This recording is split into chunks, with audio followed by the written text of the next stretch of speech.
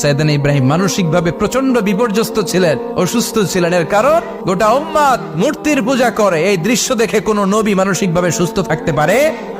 উনি বললেন, আমি অসুস্থ, তোমরা যাও।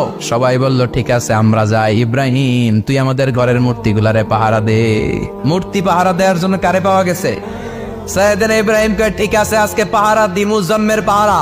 যা তোরা দিতাছি, পাহারা দিতেছি, যা। এইবার সাইয়েদনা ইব্রাহিম মূর্তির ঘরে ঢুকলেন। দেখেন কি সুন্দর কথোপকথন আল্লাহ তুলে ধরলেন। আল্লাহু আকবার। মূর্তির ঘরে, দেবীর ঘরে ঢুকে উনি ঘুরে ঘুরে তাকায়, দেখে একটা এমনি হাত আর একটা ব্যাগ করে 14-15টা হাত নিয়ে তাকায় আছে। উনি সবগুলোর সামনে এভাবে তাকায় আছে। দেখে এক একটা এক চেহারা, একটা হাতির গণেশ স্টাইলের, আর একটা এরকম, আর একটা নারীর, আর একটা বাঘের, আর একটা তলোয়ার নিয়ে আইতাছি কোপায় ফেলাম আছে না নাই? সবগুলোর সামনে যায়। যে দেখে আর অবাক হয়, কত ধরনের খোদার কাছে এরা কত কিছু চায়। আর যে দেখে প্রত্যেকটার সামনে ডেজার্টস আইটেম, মিষ্টান্ন, এক একটার সামনে রসমালাই, এক একটার সামনে কালো জাম, লাল জাম, রসগোল্লা, চামচাম, দুধ মালাই, মালাই চপ আছে না নাই? জিব্বায় পানি চলে আসছে নাকি? তো সাইয়েদনা ইব্রাহিম অবাক, কিরে এত মূর্তি, এত ডিজাইন, এত ভাবে এরা অঙ্গভঙ্গি করে আছে, এত খাবার দেয়া, খায় না কেন? সাইয়েদনা ইব্রাহিম ভাবলেন, মনে হয় নাগাল পাই না, আমি একটু তুল্লা ধরি। উনি রসমালাইয়ের বাটিটা নিয়ে যেটা হা করে আছে ওইটার সামনে যায়, কয় খা। কি কয়? বানাই করতেছি মনে হয়। ফারাগা ইলা আলিহাতিম, মূর্তিগুলোর কাছে গেলেন। ফাকালা আলা তাকুলুন, খাবি না? খাবি না দাদা, আমি কিছু খা। কোরআন থেকে বলছে, ঠিক কি না? উনি ভাবলেন ওরা হয়তো খেতে পারে না, নাগাল পাচ্ছে না, কিংবা আমার দেখে লজ্জা পাচ্ছে। নিচ থেকে রসমালাইয়ের বাটি তুলে ধরলেন। উনি বললেন খা, আর ওগুলা কয় হা হা করে নিচ্ছে, নড়েও না সরেও না। উনি মুখের সামনে তুলে ধরে বললেন, আলা তাকুলুন, খা। সবগুলার সামনে গেলেন, খা খা।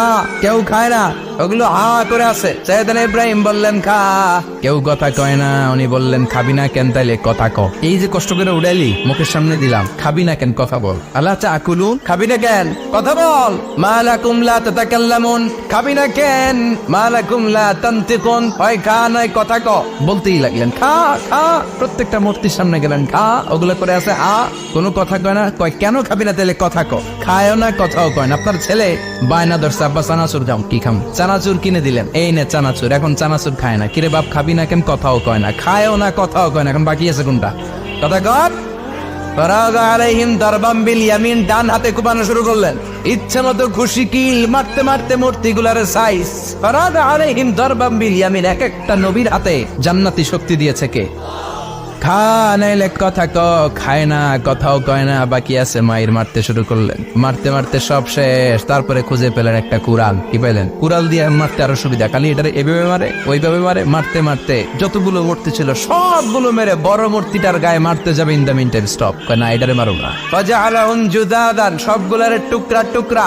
ইল্লা কাবীর আল্লাহুম, 12টা ছাড়া ওইটারে রেখে দিলেন। আর বুদ্ধি করে কুড়ালটারে বড়টার কান্দে ঝুলাইয়া দিলেন, বড় মূর্তিটার কাদের মধ্যে ঝুলাই দিলেন। ঘটনাটা সুন্দর হয়েছে না? এখন কেমন যেন মনে হয় এটা কুপাইয়া দাঁড়া রয়েছে বাবার বেটার মতো। বড় পূজার শেষ, পূজার দিনক্ষণ শেষ। বিকেল বেলা পূজা মণ্ডপ থেকে সব এসে দেখে সর্বনাশ।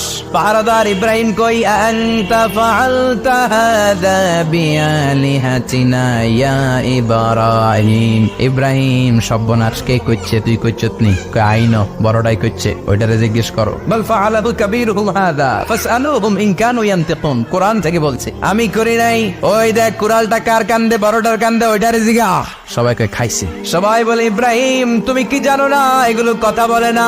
সাইয়েদনা ইব্রাহিম বলে, যে এটা কথা কয় না ওইটার পূজা করস কেন? যেটা কথা বলে না, যেটা নিজেরাই নিজেদেরকে মায়ের থেকে বাঁচাতে পারে না, নিজেরাই নিজেদেরকে রক্ষা করতে পারে না, তোরে কিভাবে রক্ষা করবে? এগুলোর পূজা কেন করিস? ফাবুহিতাল্লাযী কাফার, কারো কোনো জবাব নাই, লাজবাব। সবাইকে, ইব্রাহিম তুই বড্ড বেড়ে গিয়েছিস, তোরে নমরুদের কাছে নেওয়া হবে। রশি দিয়ে পেঁচিয়ে নমরুদের কাছে নেওয়া হলো। নমরুদের নাম শুনছেন? শোনেন নাই বোধহয়। শোনেন নাই?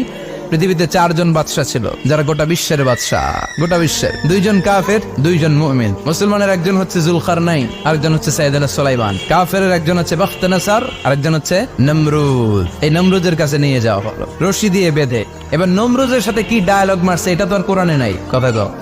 এটাও আছে। নমরুদ বলে, ইব্রাহিম শুনলাম তুমি নাকি আমাদের খোদাগুলারে মারছো, তুমি নাকি কোন আল্লাহর ইবাদত করো, তুমি নাকি কোন নতুন রবের তথ্য নিয়ে আমাদের বাবেল নগরীতে আগমন করেছো।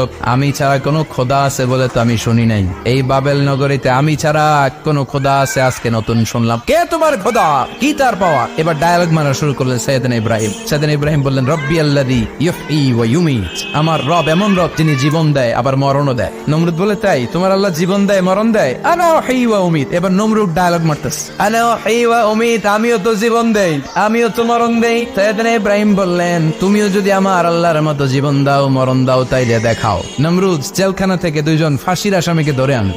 ধরে এনে একটা ধারালো ছুরি নিয়ে প্রথম আসামির পেটের ভিতরে ধা করে ছুরিটা ভরে দিয়েছে। ফিনকি দিয়ে রক্ত ছুটলো। লোকটা ছটফট ছটফট ছটফট করতে করতে দুনিয়া থেকে বিদায়। এবার পেট থেকে ছুরিটা বের করে দ্বিতীয় আসামির পেটের মধ্যে ঢুকাতে যাবে, ধা করে। In the meantime stop, ঢুকায় নাই। পেটে ঢুকাইতেছে, ঢুকায় নাই। ইব্রাহিম, এই যে দেখ, তোমার সামনে প্রথম লোকটারে আমি মৃত্যু দিলাম, প্রথমটারে দিলাম মরণ, পরেরটারে দিলাম জীবন। তোমার রব যেরকম করে জীবন দেয় আর মৃত্যু দেয়, আমিও জীবন দেই আমিও মৃত্যু দেই। চিল্লায় পড়েন নাউযুবিল্লাহ।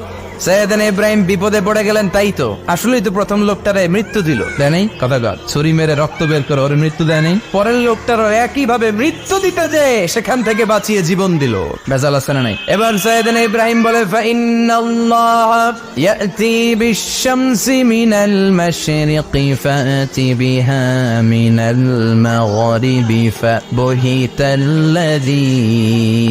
কাফার। সাইয়েদনা ইব্রাহিম বললেন, বুঝলাম তুমি আমার আল্লাহর মতো জীবন দাও, বুঝলাম তুমি আমার আল্লাহর মতো মরণ দাও, কিন্তু নমরুদ খেয়াল করে শোনো, আমার আল্লাহ প্রতিদিন সকাল বেলায় পূব আকাশ থেকে জল জলে সূর্যটা উঠায়। তোমার যদি এরকম কোনো ক্ষমতা থাকে, তুমি আগামীকাল সকাল থেকে পূর্ব দিক থেকে সূর্য না উঠিয়ে পশ্চিম দিক থেকে সূর্যটা উঠাও। ফাবহিতাল্লাযী কাফার। এবার ধরা গেছে। এবার জায়গার মধ্যে ধরা, একেবারে স্টপ, লা জবাব। নমরুদের মুখে কোনো জবাব নাই। এবার নমরুদের মেজাজ নরম নাকি গরম? কথা কন। গরম মেজাজ নিয়ে কয়, হাররিকু, এটারে আগুনে জ্বালা, এটারে আগুনে ফেল। নমরুদ বুঝে নাই যে আগুনের মালিক কে। বিশাল আগুনের কুণ্ডলি পাকিয়ে সাইয়েদনা ইব্রাহিমকে আগুনের মধ্যে ফেলে দেয়া হলো। হাতের মধ্যে রশি, পায়ের মধ্যে রশি, সারা দেহের মধ্যে রশি পেঁচিয়ে আগুনের কুণ্ডলিতে ফেলে দেয়া হলো। মুহূর্তের মধ্যে আগুনের প্রজ্বলন শক্তি ওই রশিগুলোকে জ্বালিয়ে পুড়িয়ে সারখার করে দেয়, কিন্তু সাইয়েদনা ইব্রাহিমের দেহের একটা পশমও জ্বালায় না। যে রশি দিয়ে টাইট করে বাঁচছে, ওনার দেহের সাথে লাগানো টাচ করা রশি, ওই রশি জ্বলে যায়, কিন্তু সাইয়েদনা ইব্রাহিমের পশম জ্বলে না। চিল্লায় পড়েন আল্লাহু আকবার। সাইয়েদনা ইব্রাহিম বসে রইলেন। নমরুদ কয়, আরো আগুন জ্বালা, এলাকার বড় বড় গাছগুলো, তক্তাগুলো কেটে আগুনের কুণ্ডলিতে ফেল। তক্তা লাকড়িগুলো আগুনের কুণ্ডলিতে ফেলা মাত্র দাউ দাউ করে লাকড়িগুলোকে, তক্তাগুলোকে আগুন জ্বালিয়ে দেয়, কিন্তু সাইয়েদনা ইব্রাহিমকে জ্বালায় না। সুবহানাল্লাহ। আগুনের মালিক কে? ওই আল্লাহ আজও আছে না নাই? তিনি আগুনটা অর্ডার করলেন, সৃষ্টির শুরু থেকে তোকে একটা ধর্ম দিয়েছি, সব জ্বালিয়ে দেয়া, পুড়িয়ে দেয়া, আজকে কয়েকদিনের জন্য তোর ধর্মটাকে আমি স্টপ করে দিলাম। চিল্লায় পড়েন আল্লাহু আকবার। قُلْنَا يَا نَارُ كُونِي بَرْدًا وَسَلَامًا عَلَى إِبْرَاهِيمَ। আল্লাহ বললেন, আগুন খবরদার, আমার ইব্রাহিমের গায়ের যেন পশম না পুড়ে যায়, কারণ ইব্রাহিমের সন্তান হবে ইসমাইল, আর ওই ইসমাইলের বংশে আমি পাঠাবো আখিরি জামানার পয়গাম্বর।